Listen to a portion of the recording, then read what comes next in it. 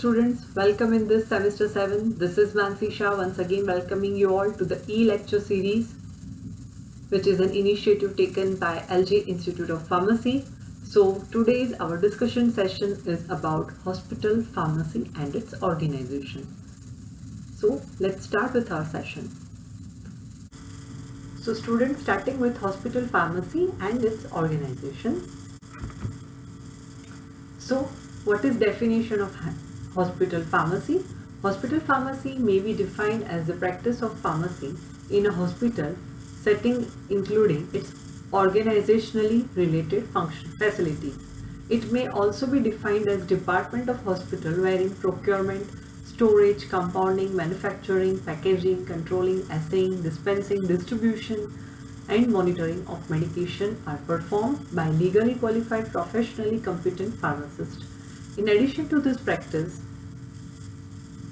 of pharmacy in hospital also includes rational selection, monitoring, dosing, and control of patients' overall drug therapy program. Then the next is functions of hospital pharmacy. So first is providing specifications for the purchase of drugs, chemicals, biologicals, then proper storage of drugs, manufacturing and distribution of medications such as transfusion fluids, parenteral products, tablets, capsules, ointments, stock mixtures, then dispensing and sterilization of parenteral preparations which are manufactured in hospitals, dispensing of medications as per the prescriptions of medical staff of the hospital, providing cooperation to teaching and research programmers, then discarding the expired drugs and containers having worn or missed labels.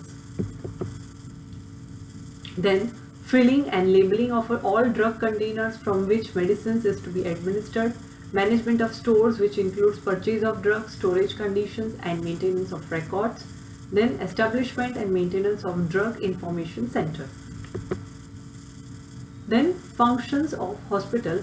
This is an organogram, or you can say a functional organizational chart of hospital pharmacy. So which includes dispensing, manufacturing, then purchasing, inventory control, statistics and reports, and research. Right now in dispensing it includes outdoor patient, indoor patient dispensing, then medical, surgical and laboratory supplies, then ward or floor stock and alcohol.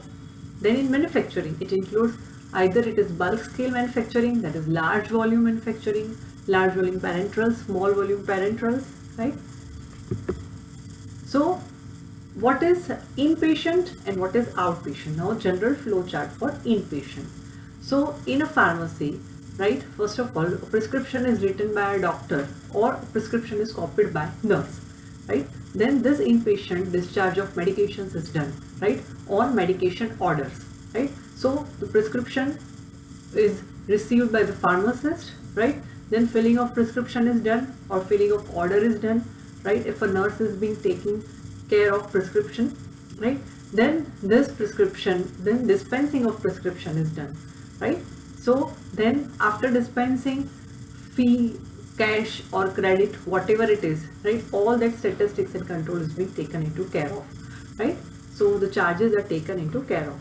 So it is very simple that first of all when a doctor writes a prescription, then it is either taken by a nurse or if it is directly given by doctor to the patient, right, then this prescription is being received by the pharmacist, right? The pharmacist procures the dispensing the drugs which are to be dispensed, right, and then the prescription is being dispensed, right? The prescribed prescription is being dispensed, right? And then collection of fee or cash, it is either in cash or in credit or through credit card, all the statistics and control has been taken care of. Then the next is outpatient activity chart, right? Now for outpatient activity chart, right, inpatient means the indoor patients and outpatient means the patient which are not admitted to the hospital, right? Because we are here also many hospitals are prescribing, or you can say that they are dispensing drugs for the prescriptions which is being taken by many outsiders also, right? Outpatient also. So that is called as outpatient activity chart. So whenever a prescription is written by a doctor, it is received by pharmacist, then filling of the prescription is done, and then it is dispensed to the patient, right? So this is inpatient process and outpatient process. The next is objectives of hospital pharmacy, right? To professionalize the functioning of pharmaceutical services in hospital, to contribute to the overall objectives of hospital, which is a community center, to ensure the availability of the right medication at the right time, in right dose, and at minimal possible cost, right? To take upon itself the function of material management, purchasing, storage, inventory control, and flawless drug distribution system. To serve as a counseling department, not only to ultimate user of the drug, but also to the medical staff and nursing staff by updating them on dosage regimen, by giving instructions regarding usage, possible side effects, precautions regarding food. Then to act as a data bank on drug utilization, to make hospital self-sufficient in respect of certain critical drugs, to act as a profit center and cost center in hospital, to participate in research projects, then to plan and organize and direct pharmacy policies procedures in keeping with the established policies of the hospital, to implement decisions of pharmacy therapeutics committee, to coordinate and cooperate with other departments of a hospital.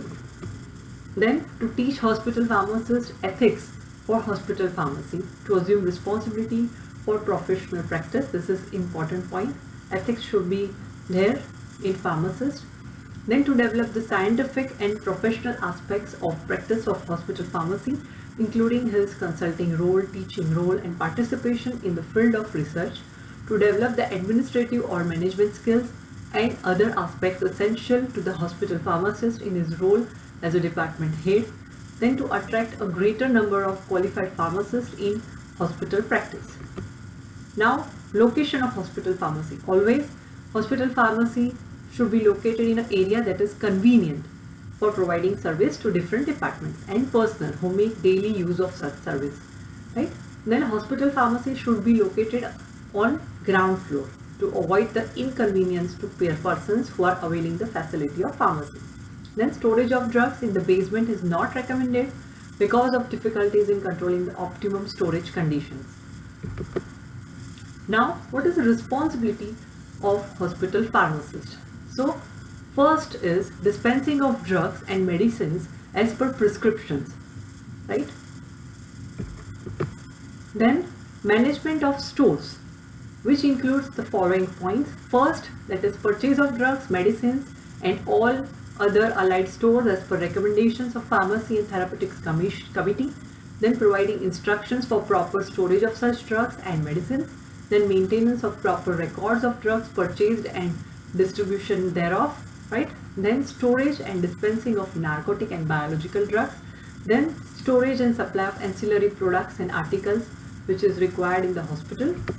Then manufacture and distribution of medicaments and products such as transfusion fluids, tablets, capsules, ointments, stock mixtures as per hospital formulary, right? Then providing therapeutic drug monitoring services by studying effects of various drugs administered to the inpatients.